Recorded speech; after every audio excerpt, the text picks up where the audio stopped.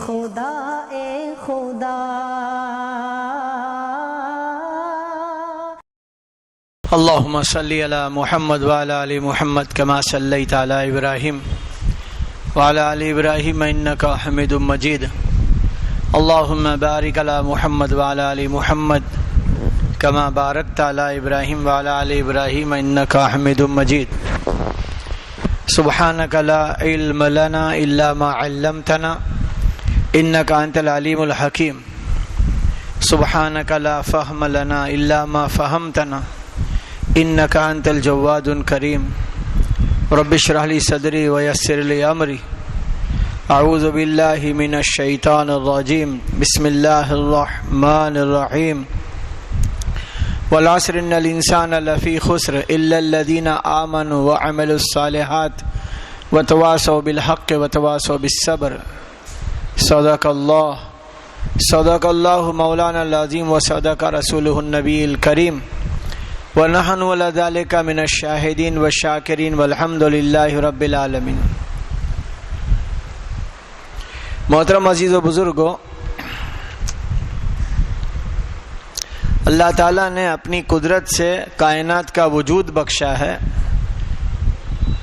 تمام مخلوق کو اسی نے بنایا ہے جس میں ایک ہے دن اور ایک ہے رات. یہ دن رات بھی اللہ کی مخلوق ہے، اللہ کے حکم کے تابع ہے. اس پر لکھنے والوں نے بہت سارا لکھا ہے.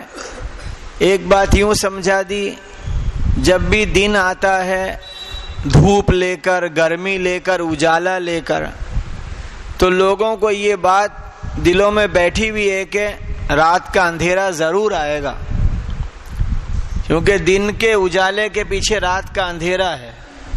اور جب رات آ جاتی ہے اندھیرے کے ساتھ، تو بعض لوگوں نے رات کے اندھیرے کو پریشانیاں، مصیبتوں سے بھی تعبیر کیا ہے، دکھ تکلیف سے بھی اس کو جوڑا ہے. تو جب بھی رات آ جاتی ہے اندھیرے لے کر، تو آدمی اس طریقے سے رات گزارتا ہے کہ اجالا اس کے پیچھے آنے ہی والا ہے.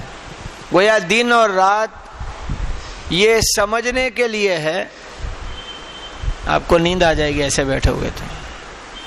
دن اور رات سمجھنے کے لیے ہے، اجالا اندھیرا سمجھنے کے لیے ہے. اجالا اندھیرا یوں سمجھنے کا ہے، ابھی اس وقت میں اللہ نے اجالا کیا ہے، گویا دنیا میں اجالا ہے اور ہماری آنکھوں میں دیکھنے کا اجالا ہے جس کو روشنی کہتے ہیں. تو کچھ دکھ رہا ہے. بات دھیان سے سننا، ابھی باہر اجالا ہے اور آنکھوں میں دیکھنے کا نور ہے، تو کچھ دکھ رہا ہے. باہر پورا اجالا ہے لیکن آنکھوں میں سے نور ختم ہو گیا، اجالا ختم ہو گیا، روشنی ختم ہو گئی. اب باہر اجالا ہو کے بھی کچھ نہیں دکھ رہا ہے. رات کا اندھیرا آ گیا، باہر اندھیرا ہو گیا، اب آنکھوں میں دیکھنے کے روشنی ہے لیکن پھر بھی کچھ دکھتا نہیں ہے. سمجھ میں آ رہی بات؟ جیسے باہر کا اجالا اور اندر کا نور شرط ہے اپنے نفع کے اور نقصان کے سمجھنے کے لیے، اپنے آپ کو راحت سے رکھنے کے لیے، کہیں ٹکرا نہ جائیں، کہیں گڑھے میں گر نہ جائیں، کہیں کوئی چیز پیروں میں آ نہیں جائے. باہر کا بھی اجالا شرط ہے اور اندر آنکھوں کا اجالا بھی شرط ہے.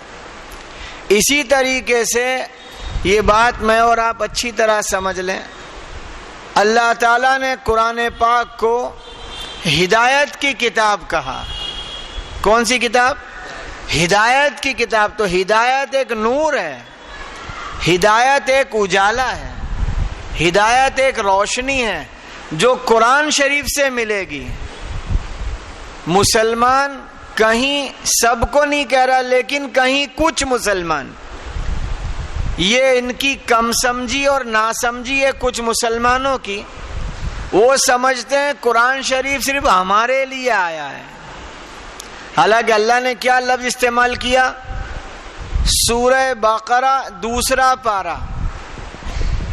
اللہ فرماتا ہے ہم نے ہدی للناس انسانوں کی ہدایت کے لیے اس کو نازل فرمایا.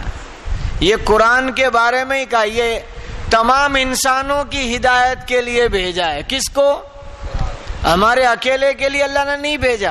صرف کلمہ پڑھنے والوں کے لیے قرآن نہیں اتارا. دنیا کے تمام انسانوں کی ہدایت کے لیے قرآن اتارا گیا ہے. یہ صحیح سمجھ بوجھ اہل علم حضرات بتاتے ہیں. تو قرآن پاک تمام کی ہدایت کے لیے، تمام کو اجالا دینے کے لیے آیا، روشنی دینے کے لیے آیا. یہ بات اچھی طرح سمجھنا. جیسے میں نے شروع میں کہا اجالا باہر بھی ہو سورج کا اور دیکھنے کی آنکھوں میں روشنی ہو تو سب چیزیں دکھ جاتی ہیں. نفع اور نقصان دکھتا ہے، صحیح غلط دکھتا ہے، دوست اور دشمن کی پہچان ہو جاتی ہے، کھرا کھوٹا دکھتا ہے. لیکن باہر اندھیرا ہو اور آنکھ میں اجالا ہو تو بھی دیکھنے میں دقت ہے. باہر اجالا ہے، آنکھوں میں ہی نور نہیں ہے تو بھی کون ہے، کون کھڑا ہے، کون دائیں چل رہا ہے، کون آگے چل رہا ہے، کچھ پتہ نہیں چلتا. اسی طریقے سے سمجھنے کی بات ہے، قرآن پاک سے ہدایت کا نور ملتا ہے اور جس کے اندر ہدایت کا نور آ جاتا ہے وہ اپنے اندر کے نور سے پھر سمجھتا ہے صحیح کیا ہے، غلط کیا ہے، کھرا کیا ہے، کھوٹا کیا ہے. سمجھ میں آ رہی بات؟ دین کیا ہے اور مرضی کیا ہے، محبت الہی کیا ہے اور لوگوں کی محبت کیا ہے، اللہ کی بڑائی، اللہ کی محبت، اللہ کا ڈر، رسول اللہ صلی اللہ علیہ وسلم کی عظمت، آپ کی سنتوں کی اہمیت، آخرت کی فکر، اعمال کا شوق، گناہوں سے بچنا، یہ سب کا تعلق ہدایت کے نور سے ہے. سمجھ میں آ رہی بات؟ اچھی طرح سمجھنا. جب تک ہدایت کا نور نہیں ملے گا اندر، وہاں تک یہ سمجھ میں نہیں آئے گا. پھر کیا ہوگا؟ ہدایت کرنی ہے تو پھر کیا ہوگا؟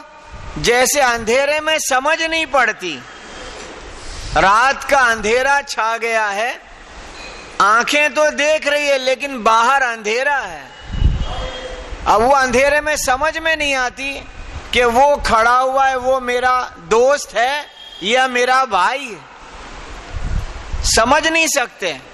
اندھیرے میں یہ نوٹ اصلی ہے کہ نقلی ہے سمجھ نہیں سکتے. اجالے میں سمجھ میں آتا ہے. اندھیرے میں کپڑے کی دکان والے کپڑا نہیں دکھاتے، اجالے میں دکھاتے لائٹ چالو کر کے. کوئی مکان خریدنا ہو تو رات کے اندھیرے میں دیکھنے جاتے ہیں دن کے اجالے میں. ارے بولو بھائی، دن کے اجالے میں جاتے ہیں. ہر چیز کے نفع اور نقصان دنیا کے اجالے میں کھلتے ہیں. ایسے ہی اللہ کی قسم دین کا نفع اور نقصان قرآن والے ہدایت کے نور پہ کھلتے ہیں. جب قرآن کو اللہ نے کہا ہدی للناس، یہ لوگوں کی ہدایت کے لیے ہم نے اتارا ہے، تو جس کے دل میں قرآن پاک کا نور اتر جاتا ہے. اس لیے آج سے ہم سب سمجھ لیں کہ قرآن پاک تمام انسانوں کے لیے ہے، اور جس کے دل میں اس کا نور اتر جائے گا پھر وہ سمجھنے لگے گا. کیا سمجھے گا؟ حلال کیا ہے اور حرام کیا ہے. حلال سے بچے گا اور حلال کو اختیار کرے گا، حرام سے بچے گا. ورنہ آپ کو میں سمجھانے کی کوشش کرتا ہوں، اپنے آپ کو بھی سمجھا رہا ہوں. اچھی طرح سمجھنا. اندر ہدایت کا نور ہے تو یہ سمجھے گا کہ حرام میں ہلاکت ہے اور حلال میں حفاظت ہے. اور جب اندر میں ہدایت کا نور نہیں ہے تو دین نہیں سمجھے گا. پھر یہ سوچے گا کیا فرق پڑتا ہے پائجامہ ٹخنے سے نیچا لٹکا دو کیا اونچا کر لو، کیا فرق پڑتا ہے؟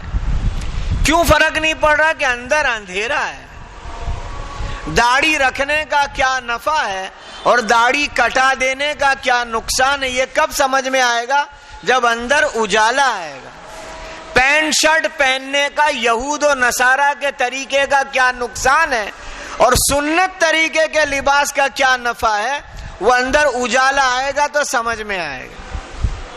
بیوی کو پردے میں رکھنے کا کیا نفع ہے اور بے پردہ کھلے پھرانے کا کیا نقصان ہے، وہ اندر اجالا آئے گا تو سمجھ میں آئے گا. ورنہ کیا بولے گا، کیا فرق پڑتا ہے، برقع پہنا دو، بغیر برقعے کے پھرا دو. فرق کیوں نہیں پڑتا؟ مثال دے رہا ہوں. حرام کے پیسے کا پیٹرول ڈالیں گے گاڑی میں تو بھی گاڑی وہی اسپیڈ میں چلتی ہے، اور حلال کے پیسے کا پیٹرول ڈالے تو گاڑی بولو وہی اسپیڈ میں چلتی ہے. تو یہ دھوکے میں پڑ جاتا ہے کہ حلال کا ڈالو کہ حرام کا ڈالو گاڑی تو برابر چل رہی ہے. یہ دھوکا اس پر کھلتا ہے جس کے اندر ہدایت کا نور ہے. حلال کے پیسے کی مرغی بریانی خریدی، اس کو کھایا، اور حرام کے پیسے کی بھی کھائی، ٹیسٹ وہ کا وہی رہا، دھوکے میں پڑتا ہے. کیا فرق پڑتا ہے، حلال کے پیسے کی مرغی بریانی کھاؤ کہ حلال کی حرام کی کھاؤ، دونوں کا بننے کا گوبر ہی ہے. اگر ایسا ہوتا کہ حلال میں سونے کا ڈلہ بن کے نکلتا تو سب حلال کا ہی کھاتے، حرام کو چھوڑ دیتے کہ بھئی حلال کا کھائیں گے تو کیا نکلے گا، سونے کا ڈلہ کہ نہیں، گوبر ہی بنتا، وہ کھاؤ کہ وہ کھاؤ، کیا فرق پڑتا ہے؟ فرق اس کو پڑتا ہے جس کے اندر ہدایت کا نور ہے. اللہ کرے بات ہماری سمجھ میں آ جائے. لہذا بھائیو، قرآن پاک ہدایت دلانے والی کتاب ہے تمام انسانوں کے لیے. میں اور آپ روزانہ اللہ سے دعا کریں، اللہ قرآن کی تلاوت کرنے کی توفیق عطا فرما، اس کا نور ہمارے دلوں میں اتار دے، اس کے کرنے کے کام کو کرنے کی اور رکنے کے کام سے رکنے کی ایمانی طاقت دے دے، اور قرآن کی تعلیمات پوری دنیا میں پھیلانے کے لیے اللہ تو ہمیں قبول کر لے. قرآن کی تعلیم کو پوری دنیا کے ایک ایک انسان تک پھیلانا ہے. یہ مخصوص اور محدود لوگوں کے لیے نہیں آیا، تمام انسانوں کے لیے اللہ نے اتارا ہے. اللہ کرے بات سمجھ میں آ جائے. اس قرآن پاک کے بارے میں ایک جگہ پر یوں لکھا، اس کا ایک دل ہے. تو اس کا دل کیا ہے؟ یاسین شریف. قرآن پاک کا دل کیا ہے؟ یاسین شریف. اللہ کرے اس سورت کی عظمت ہمارے دلوں میں اللہ اتار دے. فضائل کی کتاب میں لکھا ہے یاسین شریف کا ایک دفعہ پڑھنا، تفسیر مظہری میں لکھا ہے 20 حج کا ثواب ملے گا، ایک دفعہ پڑھیں گے. کتنے حج کا؟ 20 حج کا. ایک جگہ پر لکھا ہے یاسین شریف کا پڑھنا 10 قرآن پاک پڑھنے کے برابر نیکی ہے. ایک جگہ پر لکھا ہے قرآن پاک میں یاسین شریف خالی کوئی پڑھ رہا ہو اور سننے والا سنے، 1000 دینار اللہ کے راستے میں خرچ کرنے کی نیکی ہے. کوئی سن لے. سورہ یاسین شریف کی فضیلت ہے کہ کوئی پڑھ رہا ہو تو اس کو 20 حج کا ثواب، اور کوئی سن رہا ہو تو 1000 دینار اللہ کے راستے میں خرچہ کرنے کی نیکی. تو یہ قرآن پاک کا دل ہے یاسین شریف. اور بہت سارے اس کے فضائل ہیں جو اپنے حاجتوں میں پڑھیں گے اللہ اس سے حاجت روا کر دے گا. اس کا نام الگ الگ دیا ہے حدیث پاک میں. یوں تو نام یاسین قرآن پاک میں ہے، ورنہ تفسیر کی کتابوں میں اس کا الگ الگ نام دیا ہے، اور مختلف صحابہ سے اس کے فضائل وارد ہوئے ہیں. اس قرآن پاک کی دل میں یعنی یاسین شریف میں ایک بہت اہم بات کہی گئی، جہاں ایمان کی، توحید کی، رسالت کی، آخرت کی بات اس میں ہے، جنت کا تذکرہ اس میں ہے، جہنم کی سزا اس میں ہے. ہاں، اس صورت میں یہ سب لکھا گیا ہے. ایک بہت اچھا سا واقعہ لکھا گیا ہے جس کو علماء مفسرین نے بہت اہتمام سے سمجھایا. قرآن پاک کے یاسین شریف کا دوسرا رکوع وَاضْرِبْ لَهُمْ مَثَلًا أَصْحَابَ الْقَرْيَةِ یہاں سے شروع ہوتا ہے کہ ملک شام میں ایک شہر تھا، اس کا نام تھا انطاکیہ. ملک شام میں ایک شہر انطاکیہ تھا. وہ انطاکیہ کے لوگ دیندار نہیں تھے، کلمہ پڑھنے والے نہیں تھے، اللہ کے غیر کی پوجا کرتے تھے، اللہ کو مانتے نہیں مانتے تھے، اللہ کے غیر کو مانتے تھے. تو الگ الگ روایتوں میں ایک روایت میں یہ کہ عیسیٰ علیہ السلام نے 2 حوارین بھیجے، ایک کا نام صادق تھا، ایک کا نام صدوق تھا. وہ دونوں پہنچے. جب وہ انطاکیہ پہنچے تو اس کے قریب کنارے پر ایک صاحب رہتے تھے جس کا نام لکھا ہے حبیب. کیا نام لکھا ہے؟ حبیب. جو کیا تھا تو ایک جگہ پر لکھا ہے کہ وہ بڑھئی تھا، لکڑی کا کام کرتا تھا. کسی نے لکھا ہے کہ وہ دھوبی تھا، لوگوں کے کپڑے دھوتا تھا. کسی نے لکھا ہے کہ وہ ریشم کے کپڑے بناتا تھا. وہ بھی مسلمان نہیں تھا. وہ کئی دنوں سے جذام کی بیماری میں تھا. جذام کی بیماری کو عام طور پر حدیث مبارکہ میں ہے کہ ایسے لوگوں کو عام لوگوں سے اور عام لوگوں کو ایسے لوگوں سے بچنا چاہیے. چیپی روگ ہے اس لیے نہیں، اگر کچھ ہو جائے گا تو سمجھیں گے کہ اس سے ہوا.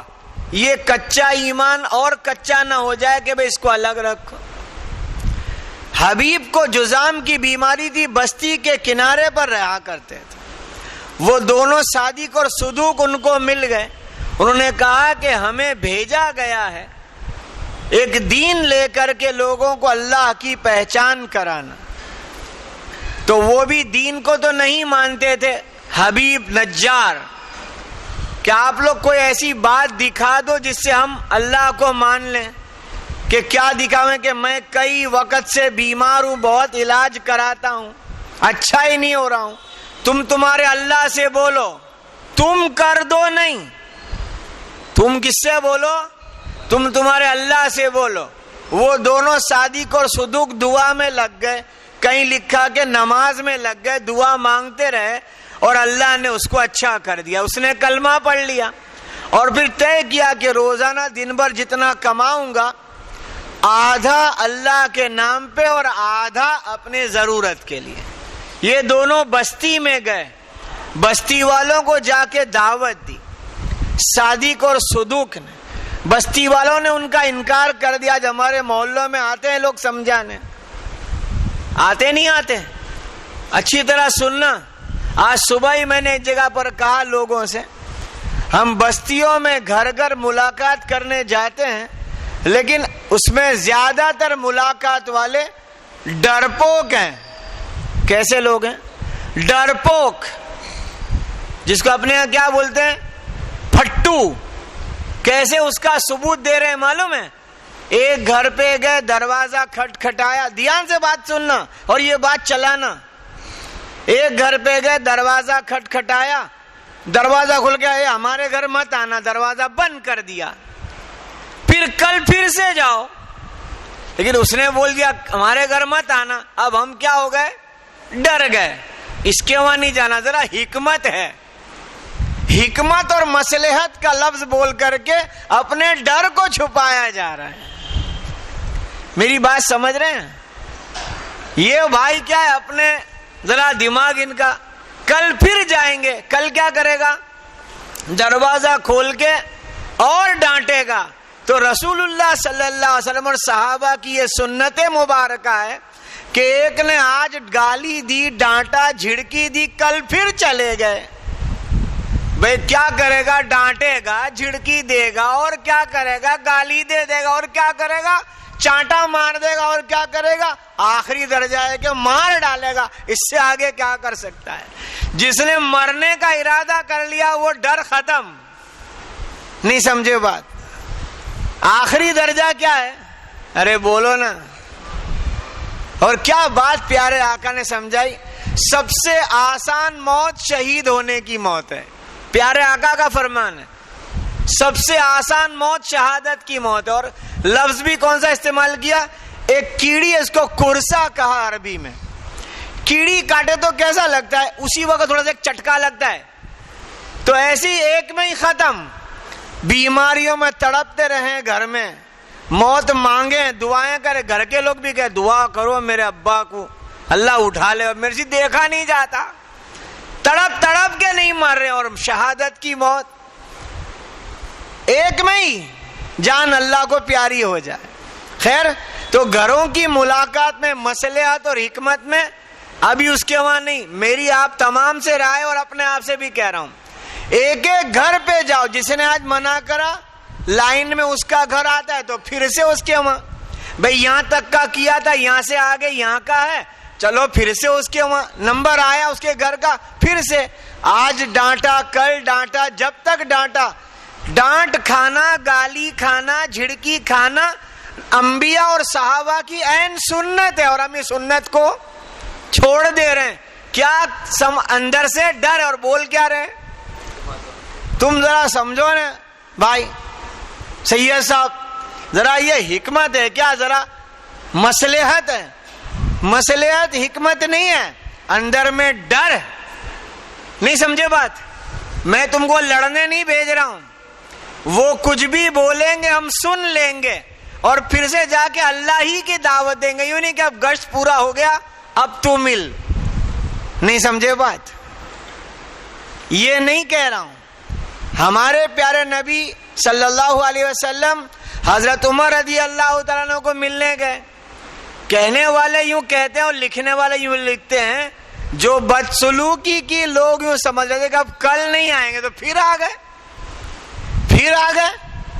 ایسا بار بار ہوتا رہا. دل کے اوپر قبضہ اور حکومت تو اللہ کی ہے.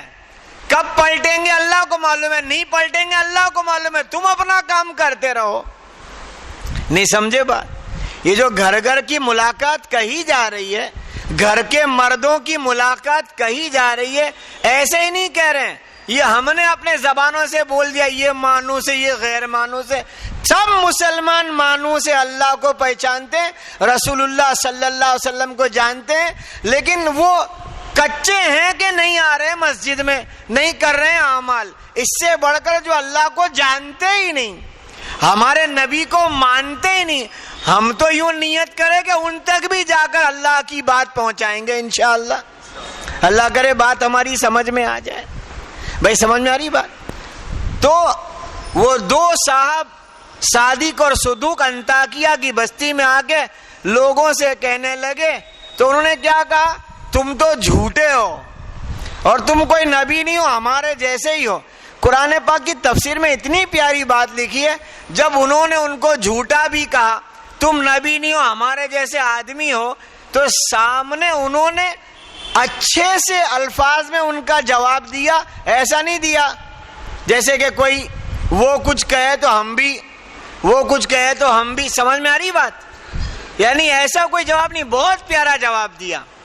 انہوں نے یوں کہا کہ تمہاری وجہ سے ہی ہمارے وہاں سارے عذاب آئے ہیں. تو بھی وہ کچھ نہیں, یعنی جیسے ایک بات سمجھنا ہے, دعوت دینے والے دائی کو یہ سمجھنا ہے, کہیں بھی دعوت دینے کے اس نے ہمیں بدسلوکی کے الفاظ کہے, ہمارے سامنے بدتمیزی کر دی. جماعتوں کی کارگزاری ہے کہ گاؤں میں جماعت گئی, وہ پتھر لے کے مارنے آئے, ڈنڈے لے کے مارنے آئے. جماعت کے ذمہ دار نے کہا یہ مار رہے ہیں, ان کو دعائیں دیتے ہوئے چلو. کیا دیتے ہوئے چلو؟ دعائیں دیتے ہوئے چلو, بھاگو دعائیں دیتے ہوئے, تاکہ ان کے شر سے اللہ ہماری حفاظت کر لے. لیکن بد دعا نہیں, یہ آستینیں نہیں چڑھانی کے ان کے پاس اپنے بھی کوئی کم تھوڑی ہیں نا. نبیوں کی ترتیب اور دین کے داعیوں کی ترتیب, اللہ کے دین کی دعوت دیں گے, جھڑکی بھی سنیں گے, گالی بھی سنیں گے, ڈانٹ بھی سنیں گے, پھر ترتیب سے ملاقات میں اس کا نمبر آئے تو پھر وہ گھر پہ جا کے دعوت دیں گے. کیونکہ دل کس کے قبضے میں ہے؟ اللہ کے. اللہ کرے بات سمجھ میں آ جائے. وہ دو کا انکار کیا, تیسرے کو بھی بھیجا. قرآن پاک کہہ رہا ہے جن کا نام تھا شمعون, ایک جگہ پر لکھا ہے سلوم, تو وہ 3 ہو گئے. اور وہ تینوں کو وہ لوگ نے کہا, انطاکیہ کی بستی والوں نے, ہم تم کو پتھر مار مار کے مار ڈالیں گے, ہم تمہارے ساتھ ایسا سلوک کریں گے. یہ خبر پہنچ گئی حبیب نجار کو, جو بستی کے باہر کنارے پہ رہتے ہیں. دوڑتے ہوئے اور آتے کے ساتھ مصلحت اور حکمت کا کام نہیں کیا. بھائی تم جانے دو نا, اب نہیں مانتے تو چھوڑ دو نا یار. نہیں سمجھے؟ مصلحت اور حکمت نہیں. ارے بھائی تم لوگ بھی نہیں سننا ان کی, جانے دو یار, کیا پتھر مارنے کا بول رہے ہو ان کے ساتھ. یوں کوئی مصلحت آتے کے ساتھ کہہ دیا, میں نے تو ان کا دین قبول کر لیا, تم لوگ بھی قبول کر لو, ان کی بات مان لو. یعنی دعوت دینے والوں کا ساتھ دیا اور اپنا بھی اظہار کر دیا, میں بھی ان کے ہی ساتھ ہوں, تم بھی یہ بات مان لو. انہوں نے اس کے ساتھ بدسلوکی کی. بہت ساری روایت لکھی ہے کہ حبیب نجار کو لوگ نے پتھر مارا, کچل دیا, اس کے جسم کے ٹکڑے ہو گئے. یہاں تک کہ کسی نے کہا جبکہ جان نکلی نہیں ہے کہ کیا ان کے بارے میں کچھ تمہیں کہنا ہے, کہ اللہ تعالیٰ ان کو ہدایت دے دے. اللہ ان کو کیا دے دے؟ دائی کا یہ عمل ہے کہ آخری درجے پر بھی کسی کے متعلق بد دعا نہیں کریں. اچھی طرح سننا, میں کچھ کہنا چاہ رہا ہوں. پہلے ان کو دین کی دعوت دیں گے, پھر بھی نہیں مانیں گے تو اب ہم نے دین کی دعوت دی نہیں اور نمازوں میں بد دعائیں کی جاویں. نہیں سمجھے بات؟ جن کو دین کی دعوت دی نہیں اب تک کا اور وہ ظالم بن گئے, اور ہم کہیں ان کے گھر توڑ دے, ان کے مکان گرا دے, ان کے یوں کر دے, ان کے یوں کر دے, ان کو دھسا دے, تو ترتیب تو یہ تھی انبیاء علیہ السلام کی, پہلے دعوت دیں, پھر نہ مانے تو کوئی بات نہیں, وہ بدسلوکی کر رہے ہیں, پہلے کیا دیں. اگر ایسا نہیں کیا تو معاملہ بہت الٹا ہوگا. اللہ کرے کہ بات سمجھ میں آ جائے, اللہ کرے کہ بات سمجھ میں آ جائے. وہ تینوں کی بات انکار کر کے حبیب نجار کو وہ لوگ نے شہید کر دیا. حبیب نجار کی مزار آج بھی انطاکیہ میں ہے اور لوگ دور دور سے دیکھنے جاتے ہیں. میری یہ پوری بات کا سنانے کا مقصد یہ تھا کیونکہ ہم سب اس بات کو سمجھیں جیسے اللہ کے راستے میں جانا, وقت نکال کر قربانی دے کر اپنا پیسہ اپنا بستر لے کے جب تک نہیں جا رہے وہاں تک بستیوں میں محنت کرنا, اپنی بستی, اپنا گھر, اپنا محلہ, اپنے کارخانے کے آس پاس, دکان کے آس پاس, اپنی گلیوں میں, بنگلوں میں, فلیٹوں میں. اگر ہم نہیں کریں گے, اچھی طرح سننا, اگر ہم نہیں کریں گے, حضرت انس رضی اللہ تعالیٰ عنہ کی روایت ہے جس کا مفہوم اور خلاصہ ہے, فرمایا رسول اللہ صلی اللہ علیہ وسلم نے کہ یہ کلمہ لا الہ الا اللہ ان کے پڑھنے والوں کو ہمیشہ نفع دے گا, ان سے آفت اور بلا کو دور کرے گا جب تک کہ اس کے حقوق سے بے پرواہی اور استخفاف نہ کیا جائے. یہ کلمہ ان کے پڑھنے والوں کو ہمیشہ نفع دے گا اور ان سے آفت اور بلا کو دور کرے گا جب تک کہ اس کے حقوق سے بے پرواہی اور استخفاف نہ کیا جائے. صحابہ نے عرض کیا, یا رسول اللہ, کلمے کے ساتھ استخفاف کیے جانے کا کیا مطلب ہے؟ پیارے آقا نے ارشاد فرمایا, کھلم کھلا اللہ کی نافرمانی ہو رہی ہو اور کوئی روکنے والا نہ ہو, یہ کلمے کا استخفاف ہے, پھر اللہ کا عذاب آئے گا. کھلم کھلا اللہ کی نافرمانی, میرے گھر میں نماز چھوڑنے والے, میرے گھر میں گالی دینے والے, میرے گھر میں حرام کمانے والے, میرے گھر میں بغیر برقعے کے پھرنے والے, میرے گھر میں فیشن والے, میرے گھر میں لوگوں کو دھوکہ دینے والے, کھلم کھلا اللہ کی نافرمانی ہو رہی. رمضان کا مبارک مہینہ, میرے گھر میں دسترخوان بچھے کھانے کا, ناشتے کا, یہ کیا بات ہے؟ اور ہم روکے نہیں. ہمارے گلی محلوں میں کھلم کھلا اللہ کی نافرمانی ہو, مبارک مہینہ رمضان کا, سگریٹ پھونک رہے ہیں, چائے کی دکان چل رہی ہے, مسالے تھوکے جا رہے ہیں, پان کھائے جا رہے ہیں, کوئی بولنے والا نہیں, نماز چھوڑ رہے ہیں, اللہ کی نافرمانی کے اڈے چلا رہے ہیں, جوئے کا, شراب کا, اور پتہ نہیں کیا, اور کوئی اس کو برا بھی نہیں مانتا کہ بھئی یہ غلط ہے, اچھا نہیں ہے, یہ ایسا نہیں ہونا چاہیے. دل میں غلط مانتے بھی نہیں, روکتے بھی نہیں, اس کو کہتے ہیں خباثت غالب آ جائے. کلمے کا استخفاف ہے, اللہ کا عذاب آئے گا. حضرت زینب رضی اللہ عنہ نے عرض کیا, یا رسول اللہ, جس کا مفہوم اور خلاصہ ہے, کیا اللہ کا عذاب ایسے حالت میں بھی آ سکتا ہے جب ہم میں نیک اور صلحہ موجود ہوں؟ اچھی طرح سننا, کیا اللہ کا عذاب ایسی حالت میں بھی آ سکتا ہے کہ ہم میں نیک اور صلحہ موجود ہوں؟ پیارے آقا نے جواب میں ارشاد فرمایا, ہاں. پھر کہا وہ کیسے؟ نیک لوگ موجود ہیں, میری زبان بولوں, حاجی نمازی ہمارے محلوں میں رہتے ہیں, کچھ حاجی ہیں, کچھ نمازی ہیں, داڑھی والے ہیں, برقے والیاں ہیں, تسبیح والے, تہجد والے کچھ ہیں ہمارے محلے بستیوں میں, پھر بھی اللہ کا عذاب آ سکتا ہے. سوال تھا, پیارے آقا نے کہا کہ ہاں. ایک اور صحابی کا یہی سوال تھا, پیارے آقا نے کہا ہاں. پھر کیوں ایسا؟ تو جواب دیا گیا, جب خباثت غالب آ جائے گی. خباثت غالب کا معنی پھر یہی لکھا, کھلم کھلا اللہ کی نافرمانی ہو اور کوئی روکنے والا نہ ہو. پھر اللہ کا عذاب کیا آئے گا؟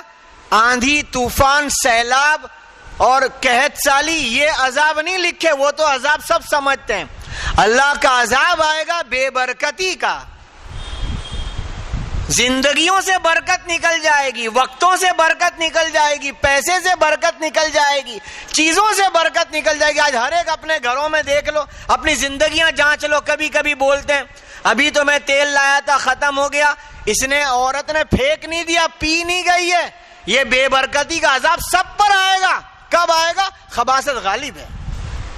اللہ کی نافرمانی کو روکنے والا کوئی نہیں. چند لوگ گشتوں میں نکل رہے ہیں, چند لوگ نماز کی دعوت دے رہے ہیں. ہر ایک مسلمان کے ذمے یہ کام ہے, ہر ایک مسلمان کے ذمے یہ کام ہے کہ برائی دیکھے تو روکے, منع کرے کہ بھئی یہ کیا کرتے ہو.